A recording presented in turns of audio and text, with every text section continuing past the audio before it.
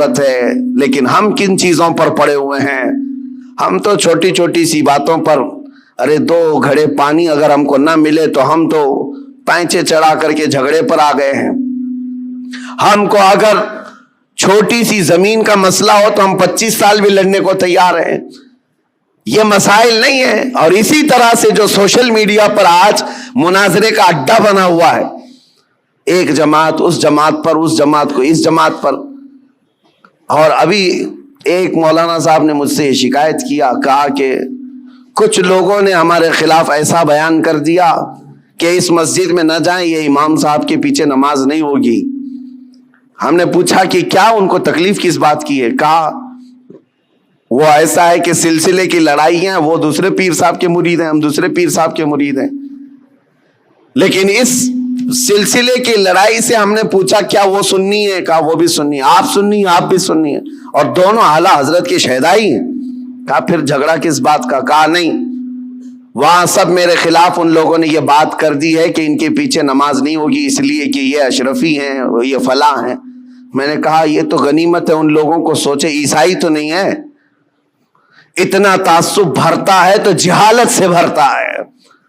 اور کن مسائل پر آج تم لگے ہوئے ہو؟ یہاں تو پوری آگ لگانے کے لیے درندے کود رہے ہیں اور تم اپنے آپس میں گریبان پکڑے ہوئے ہو۔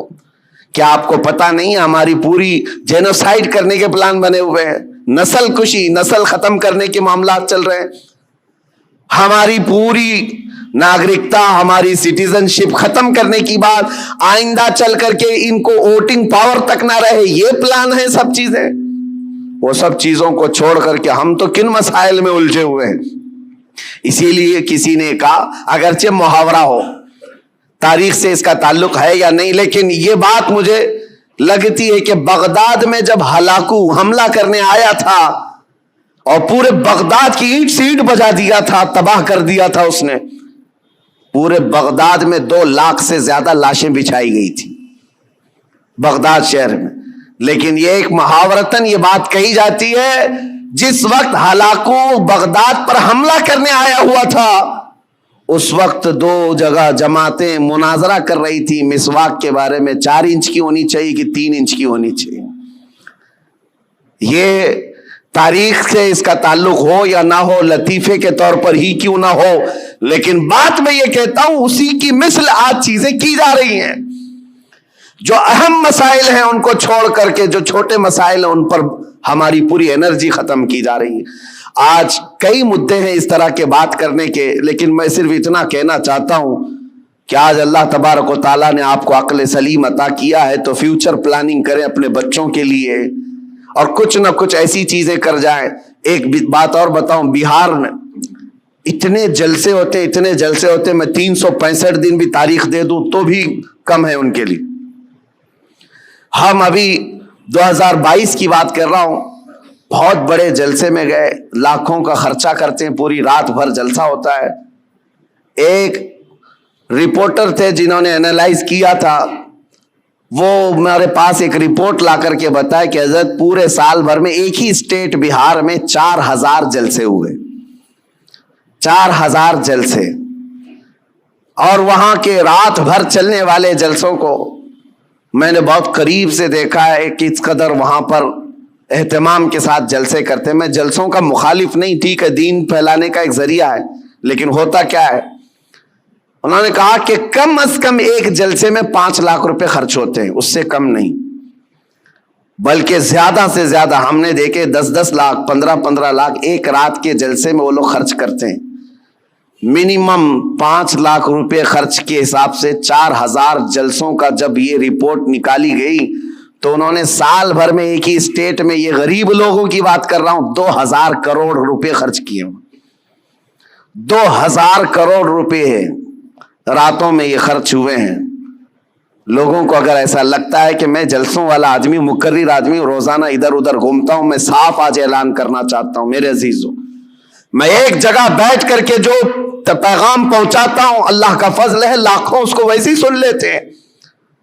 بہت بڑے اسٹیج لگانے کی، کانفرنس کرنے کی ضرورت نہیں، اور نہ ہی میری کوئی خواہش ہے، اور نہ ہی میں کہیں پر نذرانے یا لفافے طے کر کے جاتا ہوں، میرا معاملہ ہے نہیں، لیکن دل دکھتا اس بات پر ہے 2,000 کروڑ روپے سال بھر میں ایک اسٹیٹ کے اندر خرچہ ہو گئے. ٹھیک ہے, دین پھیلانے کے لیے آپ نے کیے, لیکن دوسری طرف آپ پورا ڈھونڈ کر کے نکالو, مسلمانوں کے لیے ایک یونیورسٹی بھی نہیں ہے پورے اسٹیٹ میں, ایک بھی نہیں ہے. اور ایک چھوٹی سی جماعت جو 0.5 میں جن کا پرسنٹیج آتا ہے ہندوستان میں, وہ ایسے دھرم کے لوگ جن کی تقریباً 11-12 یونیورسٹی ایک ایک اسٹیٹ کے اندر یا پورے ہندوستان کو ملا کر, یونیورسٹی کی بات کر رہا ہوں, چھوٹے کالج کی بات نہیں کر رہا ہوں. تو کیا یہ باتوں پر مجھے رکھنا نہیں چاہیے؟ یہ کوئی میں لفاظی نہیں کر رہا ہوں. کہاں تمہاری رقم جا رہی ہے اور کن مسائل پر انرجی خرچ کر رہے ہو؟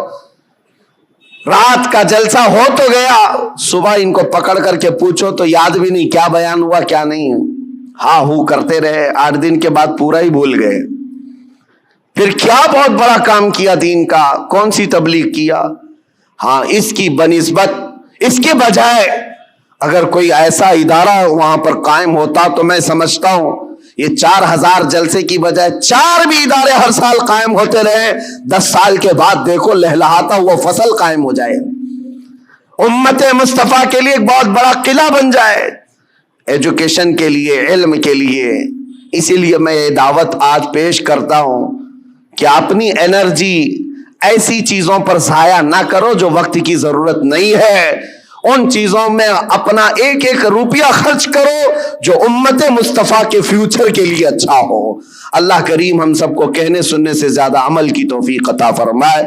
مولا کریم جتنی بقیہ ماندہ زندگی ہے ہماری, ہمارا ہر پل اور ہر لمحہ امت مصطفیٰ کی خدمت میں لگانے کی توفیق عطا فرمائے. دین اسلام کا ہمیں سچا خادم بنا کر کے اٹھائے, اور دنیا میں بھی اور آخرت میں بھی رسول اللہ کا وفادار بنا کر ہمیں اٹھائے.